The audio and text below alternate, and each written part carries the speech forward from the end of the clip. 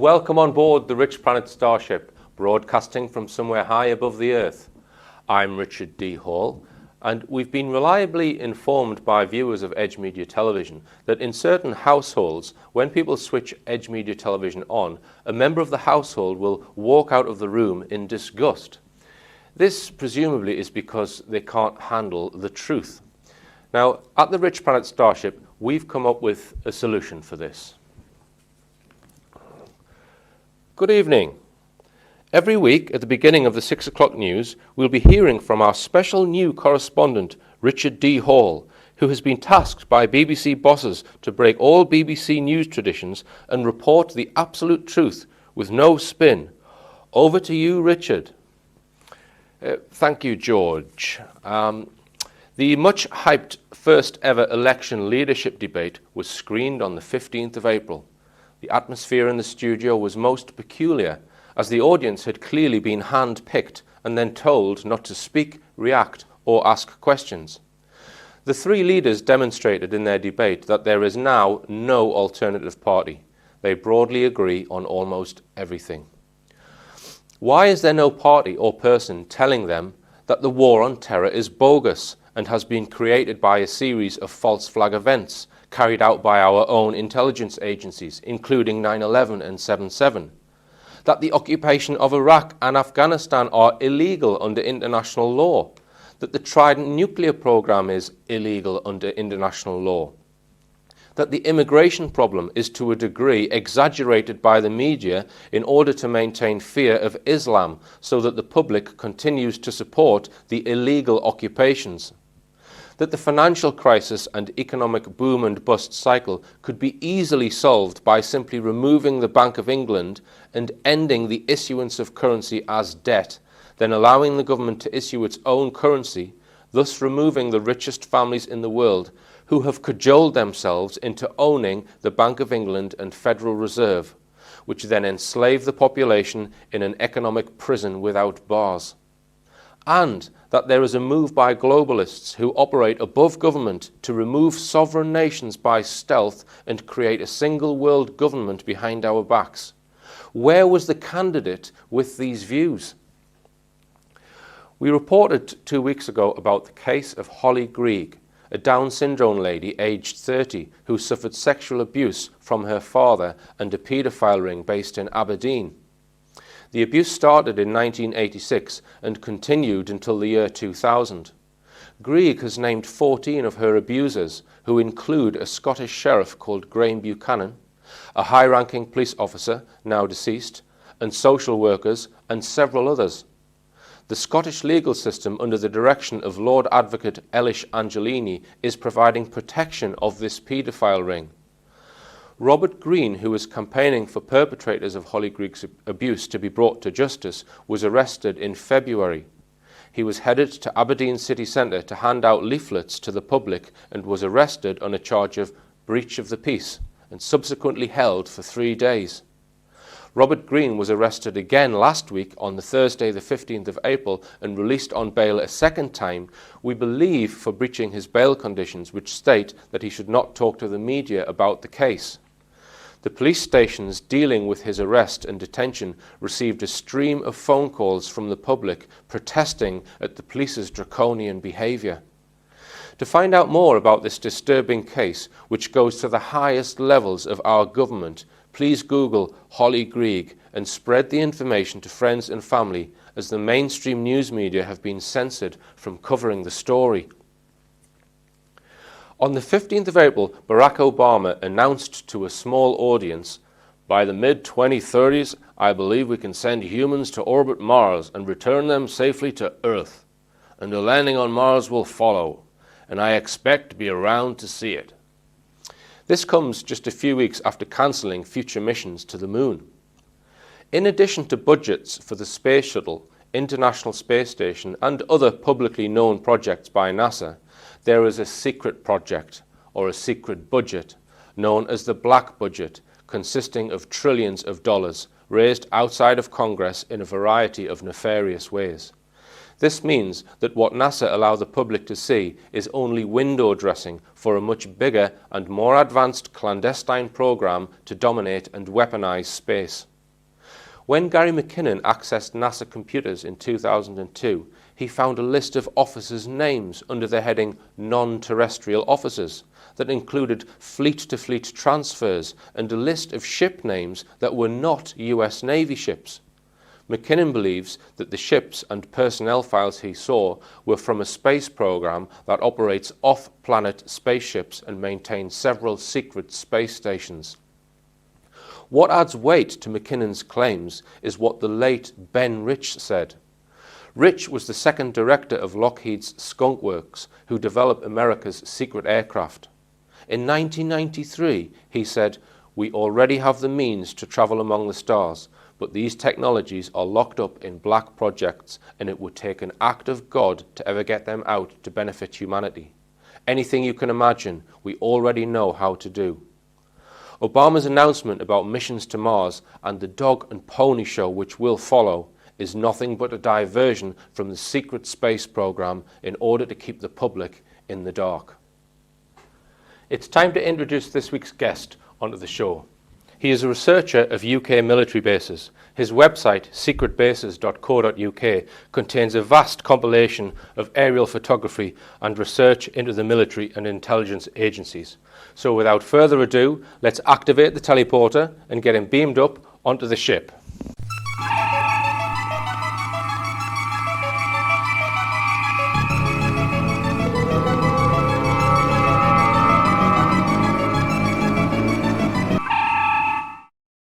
Alan Turnbull. Oh. Welcome on the Starship, Alan. Thank you, Richard. Are you well? I'm not too bad. It's a marvellous way to get up here. Avoided the volcanic ash. Absolutely.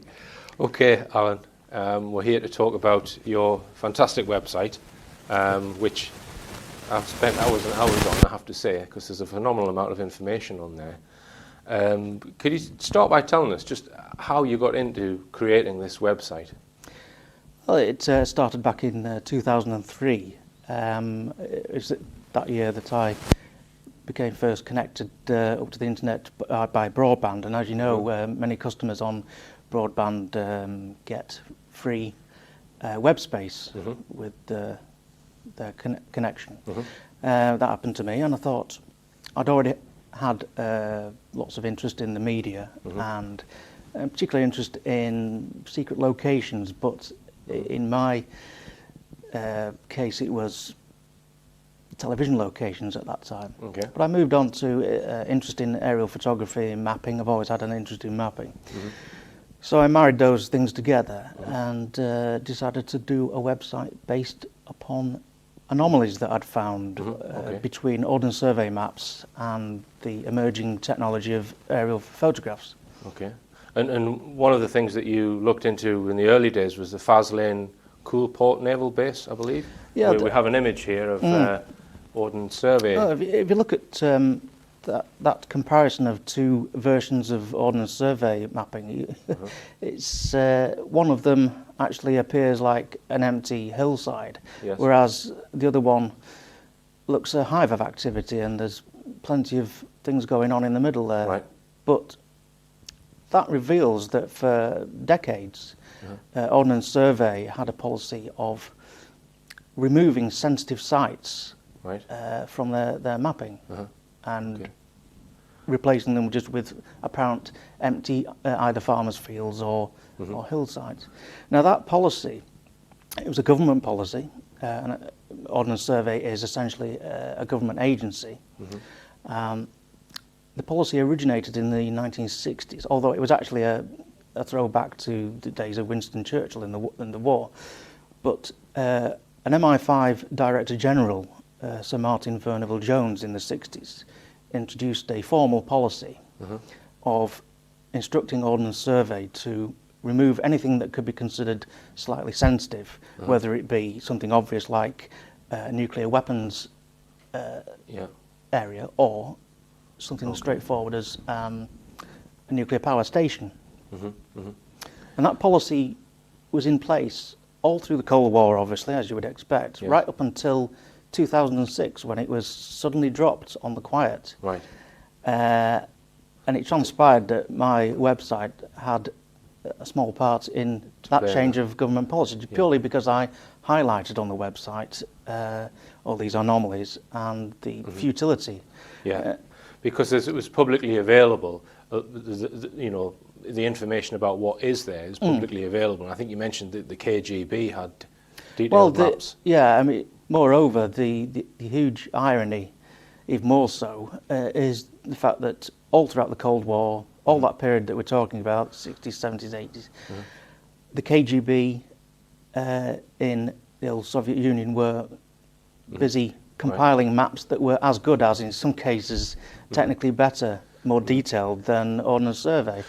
So the internet and your website gave rise to the fact that they started putting these things back on Ordnance Survey maps because it was pointless trying to cover them up. Yeah, the actual government policy changed in 2006, and since around about that time, Ordnance Survey has been on a rolling programme of updates, and lots of these secret bases have been reintroduced. Okay, so we're going to take a look at some images from your website, Alan. So tell us about this next image here.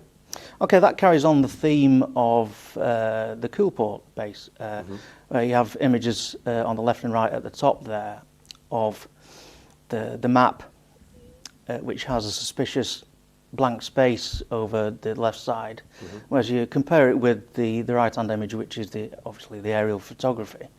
That shows something of great interest in that apparent blank space. There's definitely something there. Yeah, and that's actually an old nuclear weapons store. Okay. Okay, and moving on, what do we have here? Well, the marvellous irony of this is that my website, being about secret bases, is in fact hosted in a data server centre, which is in itself an old secret base, and that's the old USAF nuclear command and control bunker at Greenham Common, which is one of the most famous secret bases in the world. We've only got time to go through a few of the images on your site, and there are thousands of images on your site, Alan. It's phenomenal. And if anyone who wants to learn about secret or military bases, because the fact that they're there isn't secret, is it? But perhaps what goes on in them might be secret. Exactly, that's precisely the case. The government will say, and he's quite right, there aren't any secret bases in the UK, because how would you keep them secret? We're in the case of America, massive land space, it's quite easy to squirrel things away underground and they'll not be discovered for decades, whereas you don't have difficulty doing that in this country. But as you say, everything that goes on in our military bases and government laboratories is covered by the Official Secrets Act. And we'll maybe come on to underground bases in part 3, Alan, but what image do we have here? What significance is that? Well, that is an MI5 vehicle maintenance depot, which your viewers may be surprised that we're showing a picture of that, but if you show the next image, you'll see that it's no longer there, because it's in the last year or so it's been demolished because it was abandoned, and MI5 have moved their operations to somewhere else in the southeast of England. Okay, right. And there was a case with was this involving the Google mapping car, or was that later on, Alan? No, this image we're looking at now is this one? That's an implementation. What I've used the technology of Google Maps as it's emerged to create an instance of Google Maps within my website. Okay.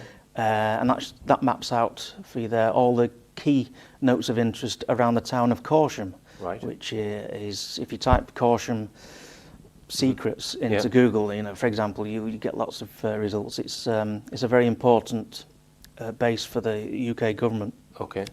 So what do all of these red marks represent on this map? Those are actual marks of identification of particular features that can be seen on aerial photographs. Right. And possibly the most famous one out there is the so-called Corsham Computer Centre, which makes it sound like a sort of PC world of the West Country. But as I reveal the next document we're looking at there is actually, again, it's a publicly available document, and that's the Corsham Master Plan, which is the next generation of military facilities in the town.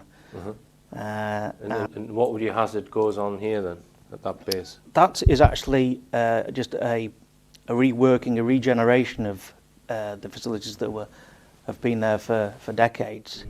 and it consolidates various military bases around the Corsham area onto one site, the Basil Hill Barracks. Okay. Right, well, we're going to go for a short break now, Alan, but before we do, I'm just going to put this particular image up and just ask people to wonder what on earth this jet aircraft was doing in the middle of a forest. Find out after the break. The Rich Planet Starship is sponsored by Geared4.com online bikes, clothing and accessories.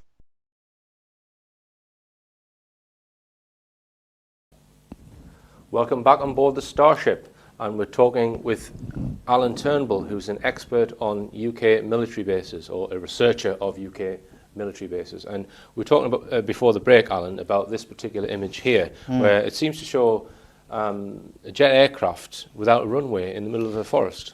Yeah. What's going on there? That's been available on various aerial photography imagery for several years now.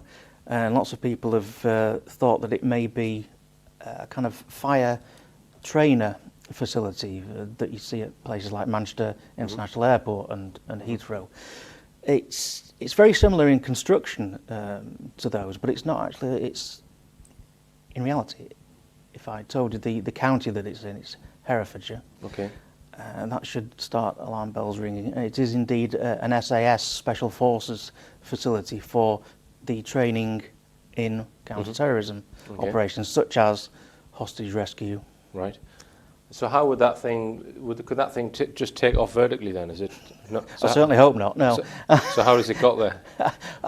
Presumably it was brought in on a very large lorry, Right. or either that or it was probably brought in pieces and assembled on site. Because I think. So what's the point of having it there if it can't ever take off then? Or It's just used for training scenarios, so Right. that the SAS troops will practice storming it, for example, oh, right. Okay. and releasing hostages. Right. And there As they do. Yeah. Yes, well, Yes. Okay. We're moving on. We'll look at some more images. That's a pretty uninteresting image. Alan, tell us the significance of this one.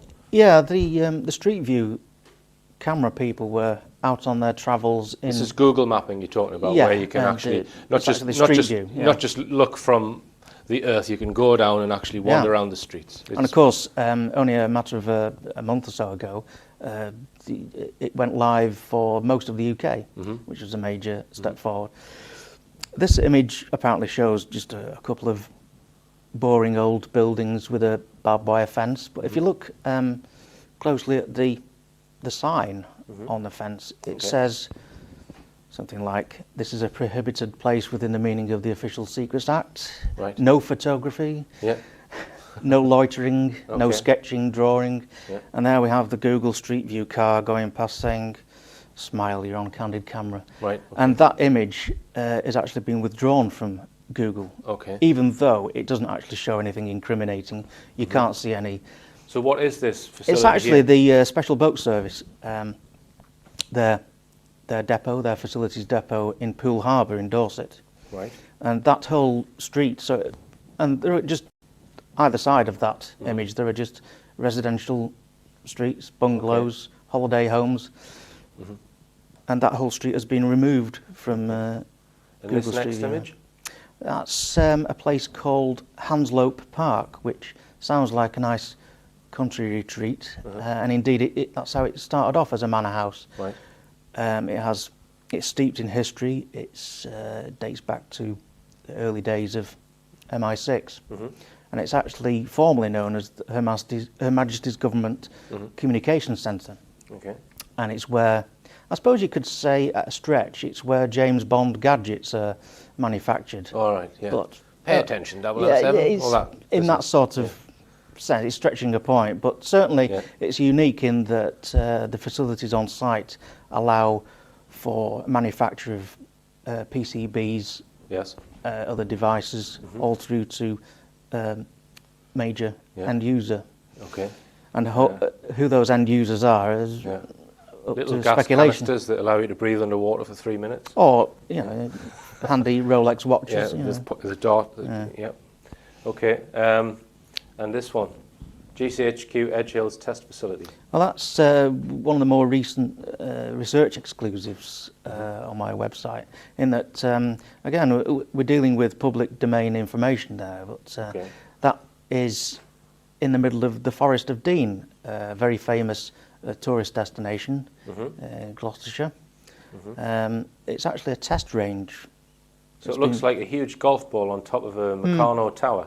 Yeah, it's actually two towers, north and south, situated so many metres apart in the middle of a clearing. They've actually got the Forestry Commission to clear the particular area of the forest. And those two towers are situated apart, and they're actually in direct line of sight with the GCHQ donut back in Cheltenham. Oh, yes, yes. Yep. And that's why that particular location was chosen. However, it wasn't the first location chosen. The original one was over in Birdlip, which is another famous Cotswold tourist area. Right. But it's also famous for having a ginormous lattice tower on top of the hill there. Right. That dates back to World War II era, the RAF. But so what does this tower do, Alan? well, the two towers together, they're used to test equipment that GCHQ are actually shipping out to armed forces overseas.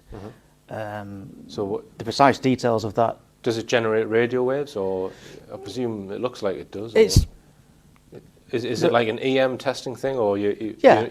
Yeah. Okay. I mean, the precise details are classified, and by Yeah. definition, I don't know the precise details. But you can surmise that it's some kind of telecoms equipment. It's obviously not.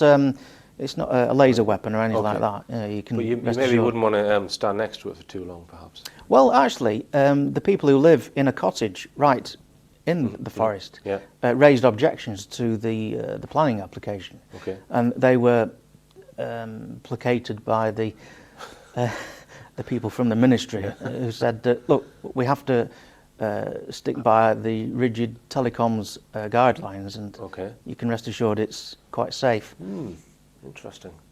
And this document here, Alan, what have we got here? Well, the most recent exclusive I did for one of the major newspapers was the revelation that the new e-borders system, the electronic borders, running through a database system where everyone is checked going in and out of the country. A secret document, and by secret I mean it was commercially sensitive rather than classified. This document came up in a Google search, whereas it was really meant to be hidden behind a members only area in an aircraft industry website. And it actually revealed that the Queen herself is going to be subject to these e-borders checks. So there's no more waving through Her Majesty saying, no need for documents, madam. Right. And this next one? Well, this next one is the e-borders database centre used to be centred at Heathrow Airport or on an industrial estate nearby. And then last year it was moved up to Manchester, next to Manchester Airport, although the precise location was kept secret. However, the e-borders' own official website gave tiny clues as to its real location. And I used those tiny clues given in that picture there. They may seem minute, but I used... So from that picture you could possibly tell where the thing is? Well, I did, yeah. I used my little tricks of the trade, which I'm not revealing completely. There's not a lot to go on, is there? There's not a lot to go on, and that's where my research magic came in. And I used that image alone, and admittedly a bit of local knowledge, because I live in the Manchester area, to actually reveal that the building that they'd acquired for this National Border Targeting Centre is in fact on an industrial estate near Manchester Airport. And just to say that Alan has actually done a few little bits and pieces of research for things that I've been involved with in the past, but we'll mention them at another time, perhaps, when we've had a few drinks. Okay, right. And this next one, Alan? Maple House? Well, that is in fact that's the document that I managed to find, again, freely available on the internet. I didn't have to hang around any dodgy pubs in southeast London to acquire that document, although you know, it's always an option. But that was freely available on the internet, and it shows the particular building that I established was in fact the National Border Targeting Centre. Right. The great irony, and there it is in its full glory. Okay. Now the fact is that there's another great irony, that I contacted a senior journalist at ITN, and he said, "Oh yeah, we know about that because we were invited by the Home Office down to bring our cameras to." And they were actually told to film here, do a piece to camera, but you know, keep it quiet, chaps. Right. Okay. And we're going to talk after the break about a couple of stories that you've been involved with that hit the national press. I mean, just to touch basically on the secrecy element, just to reiterate, it's not. You seem to have collated this massive amount of information, which is not secret in itself, but you would be hard pressed to find that information in one place on the net. I think your site is probably the only repository of such a vast amount of this information. Yeah, lots of visitors to the website. They sort of fall into two camps generally. Right. The people who get it and people who don't really get it. Right. The people who get it are actually entertained by the spectacle of what they find there, and they can learn from the research techniques that I describe, that involve fairly obvious things, but sort of subtle things like IP addresses and things like that. Yes, I even go into avenues like that. But other people expect the website to perhaps be a stark list of, in alphabetical order, of supposed secret military bases in Britain. Okay. Whereas what I've actually used the website to do is to actually illustrate research techniques that can be used by anyone and actually promote myself as a technical researcher. Okay then, Alan. Well, we're going to introduce the artist of the week. We'll come back and talk more in part 3. And this week, we're featuring Martin Stevenson and the Torags. Now, this song is all about the very strange remote village in northern Scotland called Barbourville. Heed this advice for all that it's worth. Steer clear of the village on the Cromany Firth named Barbourville. Up the road from Jemimaville, round the corner from Little Tedville, through the square Windowville.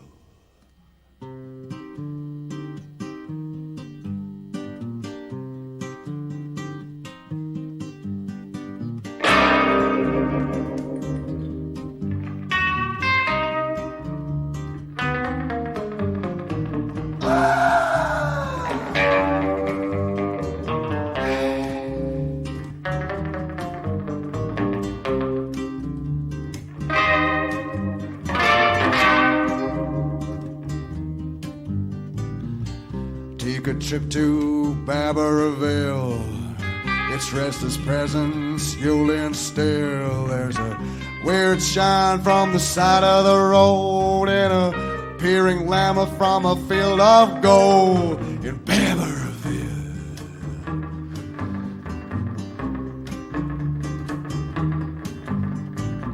The abandoned cycle with its wheel spinning round, radiation stained, smoke on the ground. Get out your car or you'll be gone in a flash. There's a naked civil servant there looking for cash. Barbourville!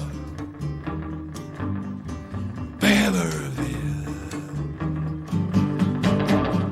Weird screams and then a yell in the middle of the night.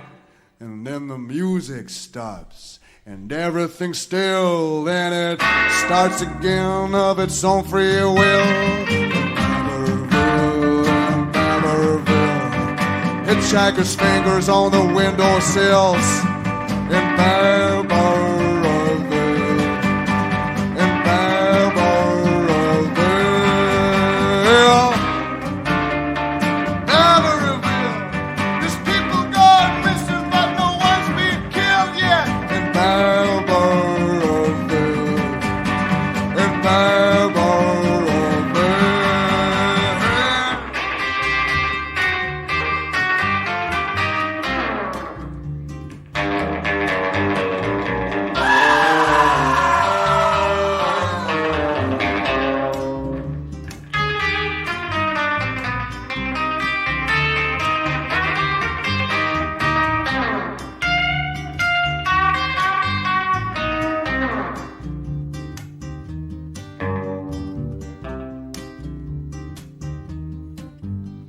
The villagers look just like a net would cast. Don't get out your car or you'll be gone in a flash, though.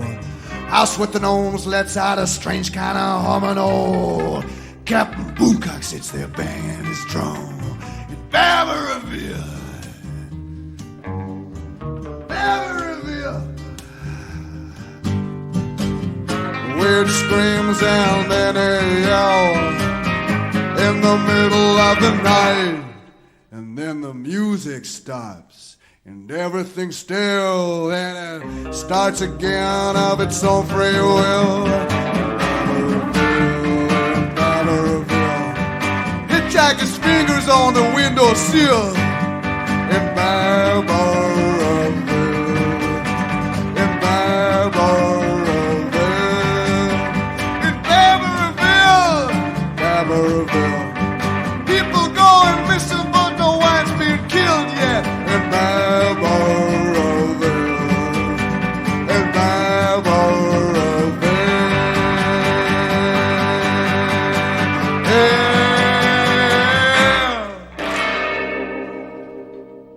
Heed this advice for all that it's worth.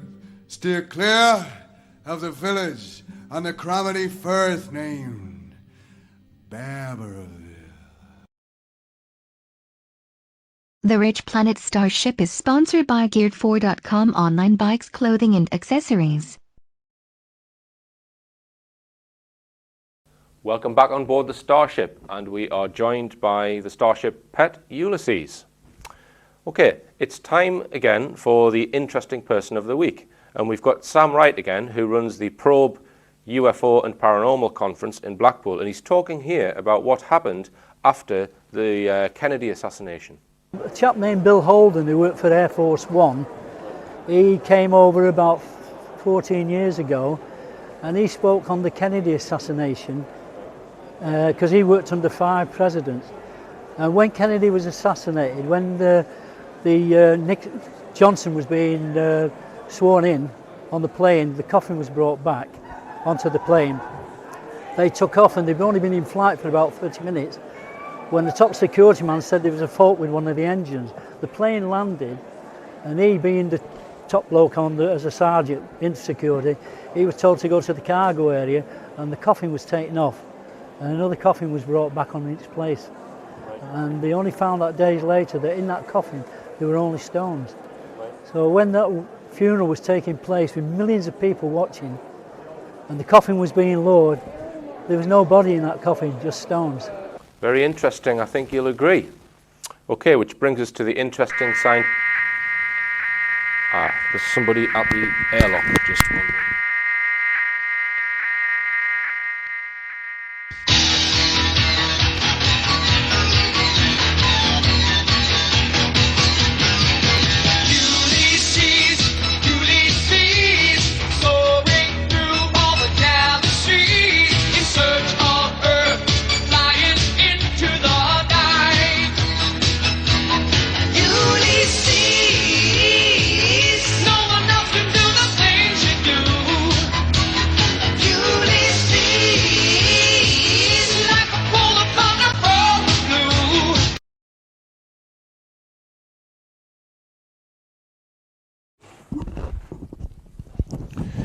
Hope you've behaved yourself.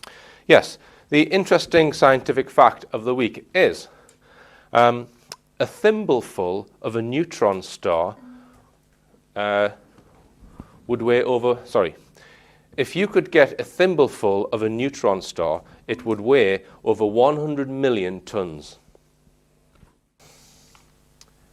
And we're talking with Alan Turnbull, who is an expert on UK military bases. Now, I'm interested in, because you get quite a lot of sensitive information but through your research. Say you get something that you think is really hot.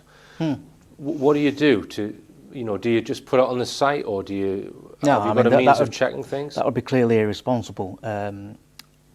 Essentially what I do is the same as any journalist down in London does. If I come into an area of research that highlights something quite important, dangerous, whatever you want, I'll run it by what's known as the D-Notice Committee, but more properly, it's the Defence Press and Broadcasting Advisory Committee, which is a bit of a mouthful. Most people still refer to it as the D-Notice Committee. Okay. And it's simply the liaison between the Ministry of Defence, government, and all the security And is there services. an email address that you send it to, or do you ring them? Or It's how normally is- by telephone, but telephone? yeah, there is an email address as well. And in fact, on very few occasions I've had to do so. Right. I once, for example, ran a particular image past the D-Notice Committee that I'd actually annotated with a graphic and a description, and they said, well, we'd rather you didn't include that particular graphic, but we're okay with the rest of it. Right, okay. Obviously, I can't go into details of what that image was, but and at no stage has the D-Notice Committee ever approached me and said, Yeah. oh, you must... Yeah, I think that's probably Delete- the way that I would prefer to do it. Wait for them to come Yeah. to me, you know, because I'm not as, shall we say, what's the word I'm looking for? Reckless? Yeah, I'm probably a bit more reckless. I don't know if that's the word. Yeah. Because I think that a lot of the information that I uncover and I find, I don't really care if it's sensitive, because I believe it needs to be told. Because I think you have a different view of the intelligence agencies in general to what I do. That I think they are, to a degree, doing things that they shouldn't. Let's just leave it at that. And you perhaps don't share that view. Well, I mean, it's not. It's just that us two we're totally different animals, really, because you're interested in a particular alternative, non-official versions of. Whereas I'm just carrying on what essentially any other journalist does, and that is investigative work. Which brings us nicely, Alan, to the head of MI6.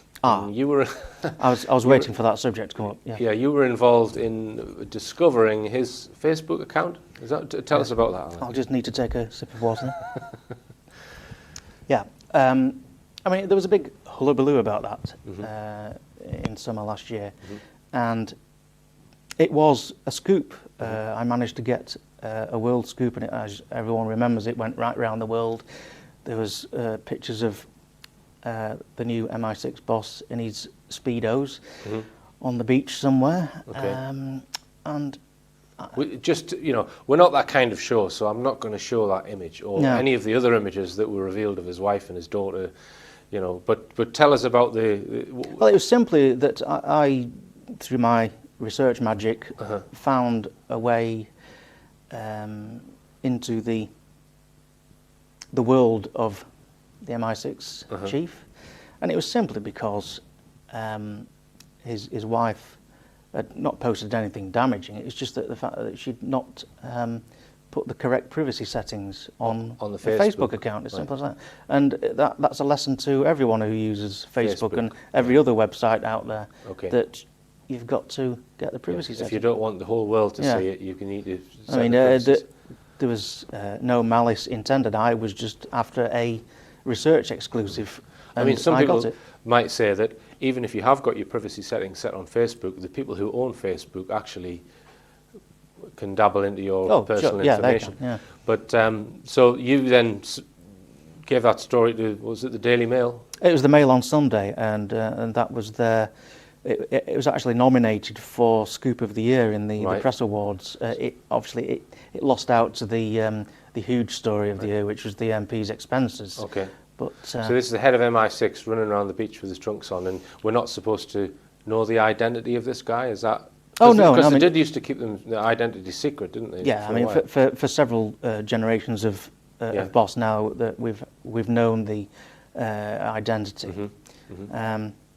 It's obviously I'm off the Christmas card list at MI6, and really, yeah, I thought you sometimes get invited down, do you know? No, you're in with a lot of people that follow my website think I'm somehow involved in the murky world of whatever goes on in Whitehall. Right. That may be due to my fault, really, that I've overdone the explanation of my relationship with the D-Notice system. And it's just any journalist knows the D-Notice system. they go through it, and it's a way of actually allowing scoops, news exclusives to go out, but not compromising really important things like live SAS operations. For example, rescuing hostages in Sierra Leone. Yeah. You don't want a news exclusive going out on that while the operation is still live, because people's lives are at risk. So that's essentially what the D-Notice system is all about. And another story that you were involved in, or you found tidbits of information, was again, it's more sleazy, the Max Mosley, who's the Formula One boss, who basically was going to parties with friends. Yes, and they weren't Tupperware parties, are they? No. So tell us about that, Alan. Well, I don't normally sully myself with tabloidy, sleazy. Yes, I rise above it. But on this occasion, I thought I'd dabble a little bit. Yeah. So I entered the murky world of tabloid journalism. What is the plural of dominatrix? Is it dominatrices? Pass. Perhaps we could have a quiz on that. Yeah. But I provided key research, obviously not the main story, but I provided a certain nuance to the story that revealed the person behind the website. Yeah. Who? So tell us the story from the beginning then, just quickly. Not that we want to dwell on this for too long. I realised that one particular document that I found on the mistress's website. So this was a mistress, Abby, allegedly of Max Mosley. Well, she was just Can we say that? No, she wasn't a mistress of Max Mosley. I can hear the lawyers in the background. Okay. She was a party hostess, shall we say. Party hostess. And he attended the party. The particular party, Yeah, the party. But he wanted a tale. He hired a private detective or firm of private detectives that's to find out who was spilling information. Yeah. And it turned out that this woman's husband was actually an MI5 agent. Yeah, and that, of course, all the conspiracy theorists went into overdrive then, thinking that it was a set-up job. In fact, it was purely, I think they'd run into financial difficulties, and he'd been naughty and not telling his bosses about the MI5 agent had been naughty in that the MI5 didn't know that his wife was precisely advertising her services, etc. So what happened to... And the MI5 agent, he realised he'd been followed because of his counter-terrorism training or whatever. Exactly, yeah. And then he alerted... he found himself being tailed by this mystery vehicle. And which was Mosley's employee. It was Mosley's private detective. Yeah. Yes. And then he alerted the anti-terror squad or something? Obviously, the MI5 officer would have alerted his bosses back at Thames House and said, we've got a problem, I'm being followed. Yeah. So they... obviously found the vehicle details and phoned them up, and it was this private detective agency. Yeah. And they said, why on earth are you following this vehicle? And he said, this is why. And then the whole story exploded then. Right. And didn't Mosley sue, not because he was at the party, but because of what he was wearing at the party? They got that wrong or something. Did they say that he was dressed as a Nazi or something like that? Yeah, it was the specific. So he didn't deny Nazi overtones. Right. Yeah. Okay.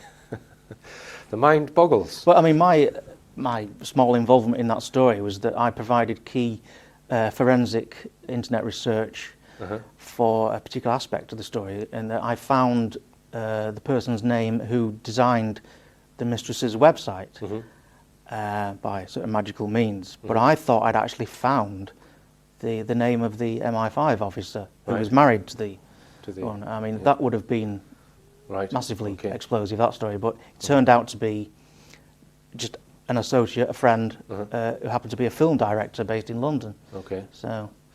Okay, and what about the future, Alan? How do you see your website panning out? Have you got any plans, or what are your objectives for that?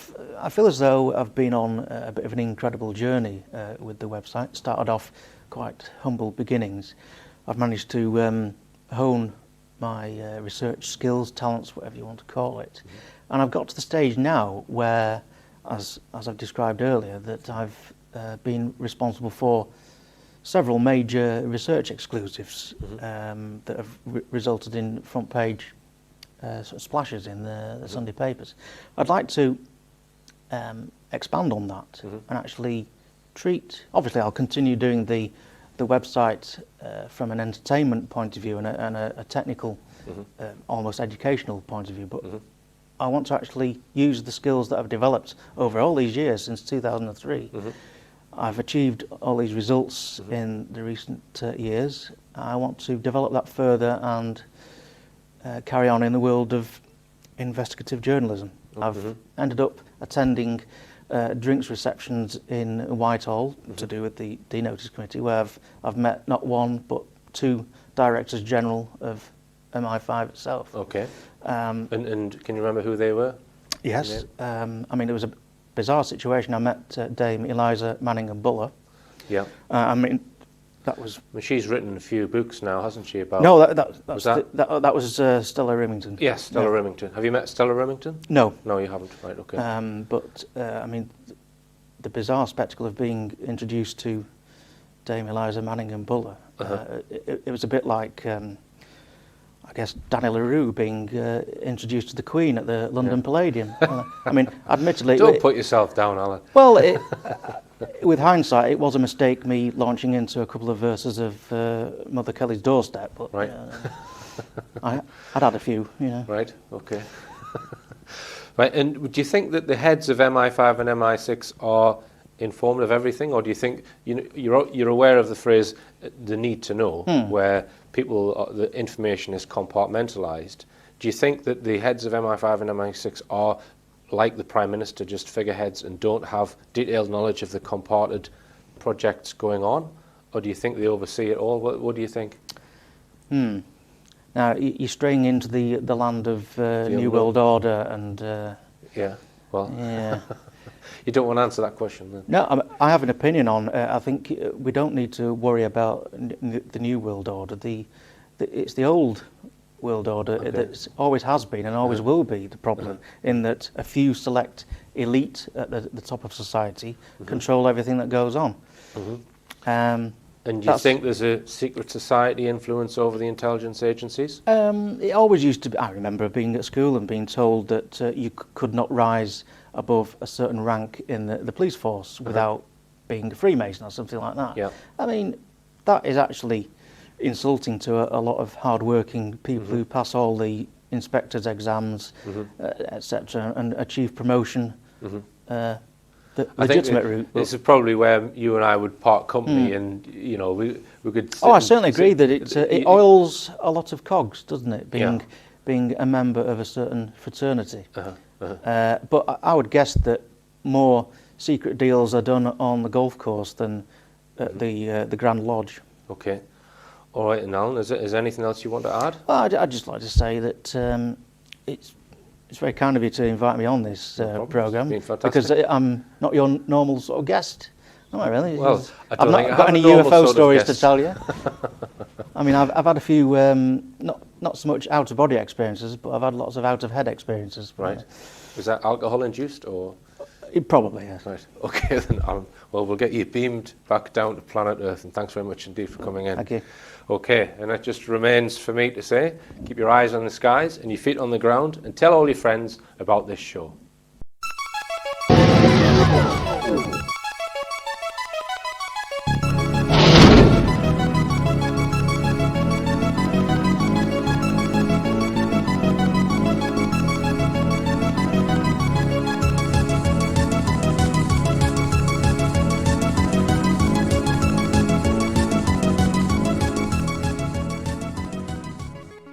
The Rich Planet Starship is sponsored by Geared4.com online bikes, clothing and accessories.